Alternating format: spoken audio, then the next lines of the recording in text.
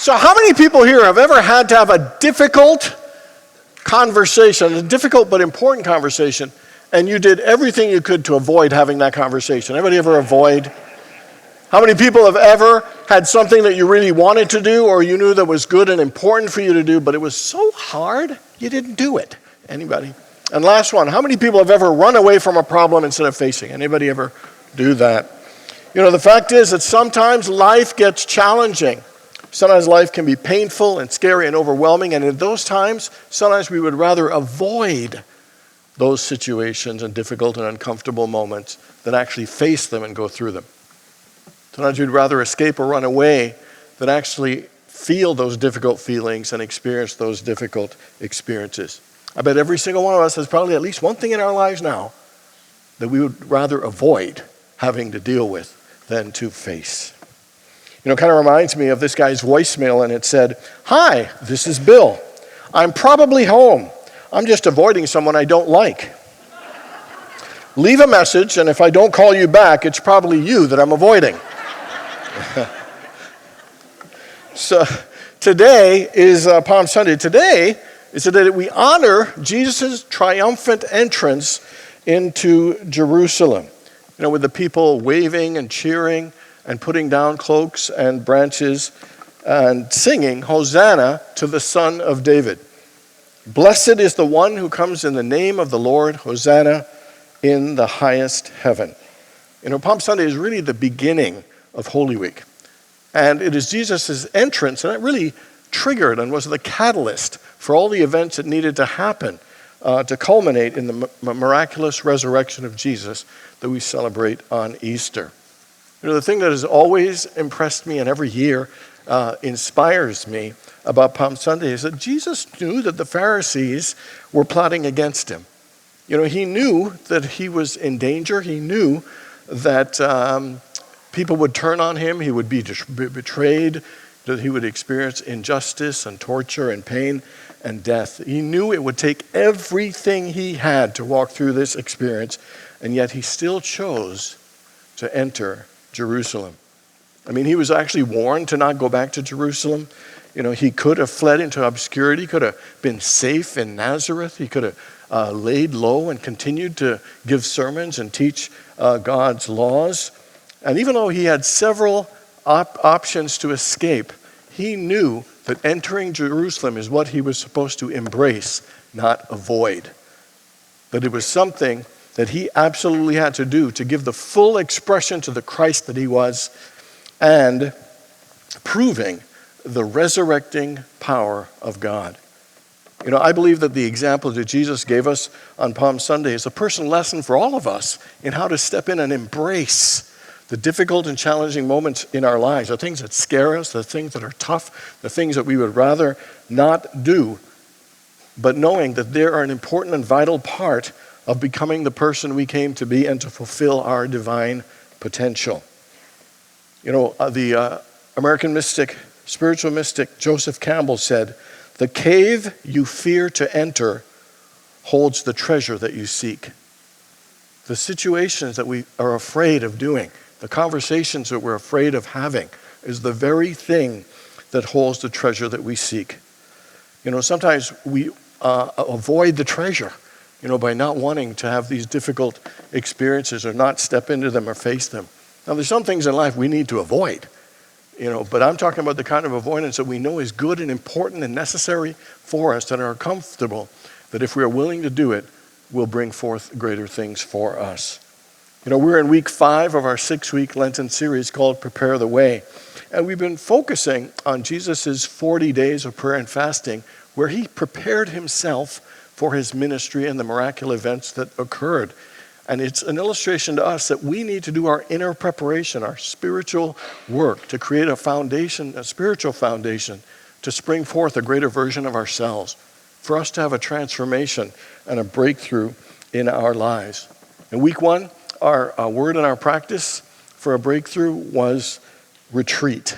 That sometimes you need to step back and reflect. Sometimes you give yourself some space and quiet and just connect with your breath, connect with your higher self. Week 2, we talked about fasting. That is to abstain from food, but not just abstaining from food, but abstaining from things that really suck our energy so we can reinvest it in greater ways. We talked about abstaining from food, but also from negativity and clutter, and utilizing that energy that's freed up to deepen our spiritual practice. Week 3 was about feasting our minds and hearts on God and God's love, particularly compassion and kindness to all people. Last week we talked about believing. To believe with God all things are possible, to believe our lives have a purpose, and especially to believe in ourselves. And so today we're going to look at the next practice to prepare ourselves for a breakthrough, and that is to embrace. And so there's 3 things we're going to talk about embracing to help us have a breakthrough. And the first one is we got to be welcoming to what is before us. How many people have a situation or ever had a situation in your life that you wish was not a situation that was in your life? Every one of us has some things that we absolutely just don't like. And sometimes we say things like, I don't want this. This isn't what I signed up for. This doesn't make sense. How could this have happened? Why did this happen? This isn't right. It's wrong. I deserve better than this. Sometimes, we would rather reject or deny or wish we could just throw it back or give it to someone else than actually welcome and embrace the things that are in our lives, particularly the difficult and challenging ones. We sometimes spend more time thinking that it is some divine error or some cosmic snafu, thinking we maybe spiritually got punked or there's a prank. And we spend a lot of time moaning and whining about things in our lives, and it does absolutely no good. Because here's the reality and the absolute fact. If it is in your life, it is meant to be there for a reason. And the reason is to help us. Help us grow, help us heal, help us learn, help us expand, and help us express the fullness of that God Spirit in us. Tagore once said, to find God, you must welcome everything. Isn't that horrible? To find God, you must welcome everything. And so the good things, the challenging things, the beautiful things, all things. To truly know the depths of God, we must welcome and embrace and accept and own all aspects of our lives. Not thinking it's a mistake, but realizing it is there for a purpose and a reason for our growth, that it is there as a part of our soul's journey, a part of our spiritual fulfillment. Jesus in John chapter 12, verse 27 and 28 says this, now my soul is troubled. And what shall I say? Father, save me from this hour? No. For this purpose I have come to this hour. And Jesus is saying here, I'm scared, but should I just give up? And he says to himself, no, God has called me to this. This is my work to do. In Gethsemane, he had another weak moment, but was willing to welcome it. He said in Gethsemane, he said, Father, if you can, take this cup from me, but not my will, thy will be done.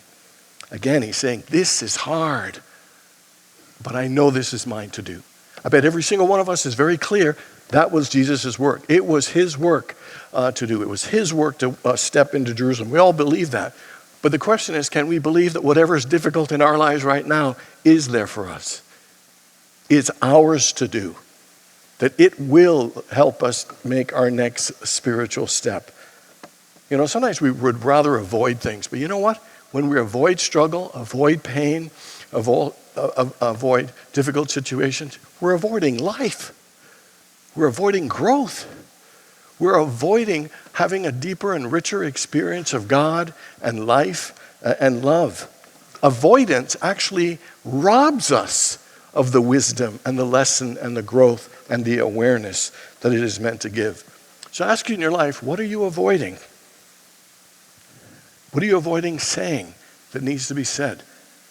What are you avoiding doing that needs to be done? What are you avoiding accepting or being aware or being honest with yourself about? And the question is, are you willing to accept it, own it, embrace it, and welcome it as a part of your next spiritual step, as a part of your life? As we begin to accept, embrace, and welcome we realize that the circumstances of our lives are the exact circumstances we need to grow and expand and build a better version of ourselves. Instead of lamenting or hating or regretting, we need to welcome and embrace all aspects of our lives. There was a time for me after my life changed unexpectedly that I had a hard time accepting my life, accepting myself, accepting my body. It took a long time and a lot of work for me to get to a place to say, this is my life. This is my body, and everything in my life is a gift from God, and it's here to help me and to bless me. We all have things that we don't like or wish were different, but the only way to know the fullness of God and to bring forth the best in ourselves is to face all, to accept all, and welcome all. So what is it in your life that is before you that your humanness rather not handle, but your soul knows it's time to embrace it and fully welcome it and to move through it? The first step, if we want to prepare ourselves for a breakthrough, is to embrace by welcoming whatever is before us. The second thing is to be willing. Even when we know something is good for us, sometimes we still don't want to do it. And when it's something we don't like, we're even more resistant and more reluctant and more rigid. How many people here have ever been unwilling? Anybody ever been unwilling? Unwilling to listen, unwilling to change, unwilling to see something from somebody else's perspective? Ever been unwilling to talk to somebody? Unwilling to forgive them? Ever been unwilling to go to the gym and exercise, or unwilling to go and make a doctor's appointment or go and ask for help? There's a lot of ways that we human beings can be unwilling. In the book, The Way of Transformation, Carlfried Durkheim says this. He said, the way of transformation is to willingly open ourselves. It is to not play safe. It is to not be closed off, but to open ourselves fully to all the situations of life. Only the person that is willing to risk themselves and expose themselves to life, only they can have that which is indestructible rise up within them. We got to be willing.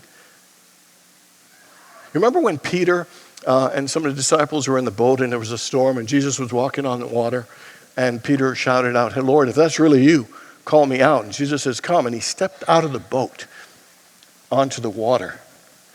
And as long as he looked at the Christ, he stayed above the water. But then when he looked at the crisis, look into the storm, he began to sink in it, and he had to get back in the boat. But the thing I loved about Peter is that this is the same Peter that Jesus said, "Upon this rock I will build my church." You know why? Because always willing to test his faith. He was always willing to try. He was always willing to step out of the boat of his comfort zone to expand himself spiritually. Willingness is powerful and important stuff. We cannot have change without being willing. We can't transform. We can't learn. We cannot achieve greater things without being willing. Jesus' willingness, I think, is expressed in a subtle but important way. Jesus could have entered Jerusalem on a horse, on a powerful horse, but instead he entered on a donkey. A simple animal, a peaceful animal. You see, he didn't enter aggressively, arrogantly, angrily. He didn't enter kind of rushing in and ready to kick butt and take names. Although that would have been interesting to see, I would have to say. He entered willingly. He entered humbly. He entered gently, because he knew the best way to embrace a challenging situation was not trying to force things, but it was to be willing to open ourselves fully to God. He really demonstrated the words in Zechariah 4:6 that say, "Not by might, not by power, but by my Spirit, says the Lord." That is absolutely about being willing. The only way for a Spirit to come forth from us is our own willingness to open ourselves fully to God. The only way for more love to be expressed from us is to open ourselves to willingly allow God's love to flow through us. In the book of Isaiah, chapter 1, verse 19, it says, if you be willing and obedient, you shall eat of the good of the land. Willingness is a key element and practice to open ourselves to the riches and the goodness and the blessings of God. So where in your life are you being a little rigid, or you're being a little closed off, or trying to force things to happen? And where in your life would it help you to be more willing? To be willing to open yourself to God, to be willing to step out of the comfort zone that you're in, to be willing to expand your faith and test out. The second important practice for us to embrace and to prepare ourselves for a breakthrough is that we must be willing. And if you're not willing, be at least willing to be willing, because willingness is absolutely a vital component of having a breakthrough and transforming. Okay, and the last thing is to be the consciousness of God.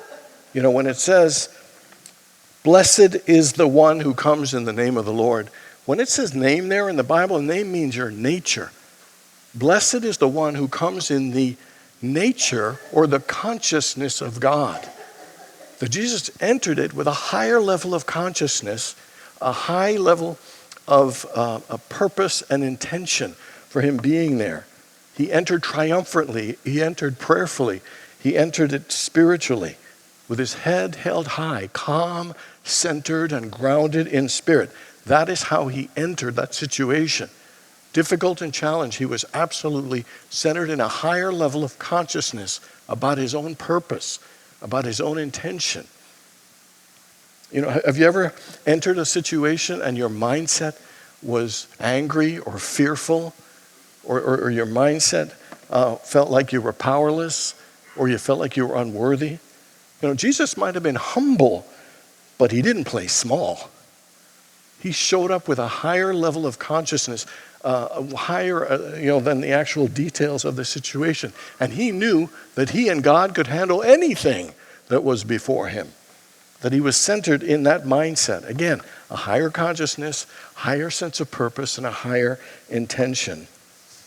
So let me give you a couple of people to show you how important a God consciousness and a higher consciousness and purpose is when you're going through a tough situation. You know, I've mentioned it many times, but Nelson Mandela, it's hard not to idolize this guy and be amazed by him. 27 years in prison. 27 years in prison. And, you know, he came out of prison after 27 years at 72 years old, I believe he was. Wasn't bitter, wasn't angry. He was actually very peaceful and centered. He became the first president of his country in a full Democratic elected at 75. He served for 5 years.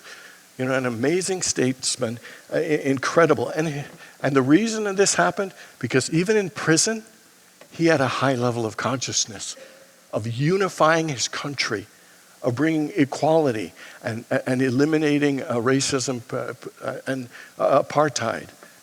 And so the thing is, in prison, his consciousness was high. He wasn't dwelling on what was going on there. He was holding a higher intention, and it literally changed and transformed his country.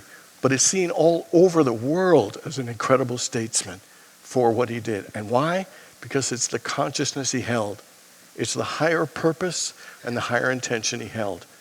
Another example is a guy named Ron Black. I've mentioned him. He was a congregant here.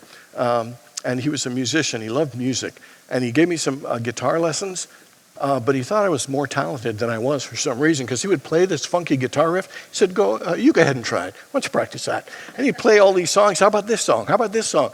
And he'd play, and I would just watch this man in pure joy, just playing music, one thing after the other.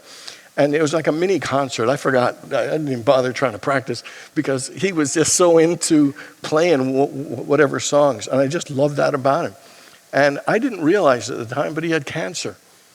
And, you know, he had a great girlfriend, a daughter. He would bike and he would do all kinds of things, had such a joyful spirit. And the cancer started growing. We'd have our guitar lessons once a week.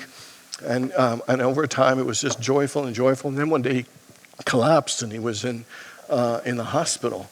And so I ended up going to see him, and his girlfriend was there, and his eyes were closed. And as I walked up to the bed, his eyes opened, and he said, Richard, I got some bad news.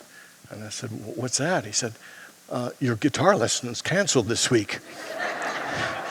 And we started to laugh our butts off. It was so hilarious. And you know what his goal and intention was? He said, I'm going to die well. And the best way to die well is to live well. And I'll tell you, that was his consciousness in that difficult situation. Like Mandela, his consciousness was higher about freedom and equality, even though he was in prison. Your consciousness rules. The higher your consciousness, things begin to change and transform. With Ron, we did the one and only thing in 25 years that I've experienced, and that was a living memorial in the hospice place. That he was there in a wheelchair, and cancer in his lungs, cancer in his brain, spinal cord, everywhere. And yet we got to pay tribute to him, shared some laughs, and of course his buddies were jamming and playing music, and it was one of the most amazing things. What a legacy to leave. Even in the midst of dying of cancer and dying way too early, he left an incredible gift. Why? It was his consciousness. It was a higher purpose, a higher intention, and a higher level of awareness that he had. Regardless of what the situation is, consciousness absolutely rules. So I ask you, in a situation that isn't as comfortable, can you hold out? What is a higher consciousness you can get to? What is a higher sense of purpose or a higher sense of intention that you could hold for whatever it is that you're going through? Ralph Marston is a great spiritual writer, and here is a quote of his that I love that demonstrates the level of consciousness that I'm talking about. He said, "The fact that there is still work to be done, many obstacles still to overcome, is no reason to be dismayed, because the moments will come. You will fill them with effort and value, and life will grow increasingly richer as a result. The assumption that effort is something to be avoided is simply not true. Wishing for a life free of challenges is wishing for something you really wouldn't want if you could ever get it. Look back at where you have come from and you will understand.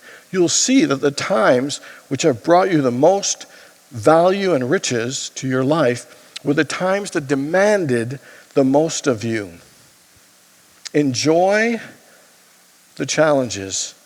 Find joy in the efforts, in the living and the giving. The moments when much is asked of you are moments when much is given to you. What an incredible, priceless opportunity it is to be able to work, to learn, to grow, to accomplish, and to drink in all the richness along the way. There is always work to be done, and there is no better way for things to be." Challenges, we all have them. But the question is, are we willing to embrace them? Are we willing to welcome them? Are we willing to own and say, this is mine. This is what God is calling me to do to help me fulfill my divine potential. And we've got to be willing to believe, willing to follow, willing to step out of our comfort zones to fully express and demonstrate our spiritual greatness. And finally is to be the consciousness of God. Whatever it is, know that your consciousness about that and in that is the thing that will determine the outcome. The fact is we are here to live life and live it more abundantly. We are here to do amazing, great things. And yeah, some tough stuff's going to happen. But when they happen, don't avoid. Don't run away, because that'll rob us of our greatness. That'll rob us of life and the fullness and the incredible things that we are here to do and experience.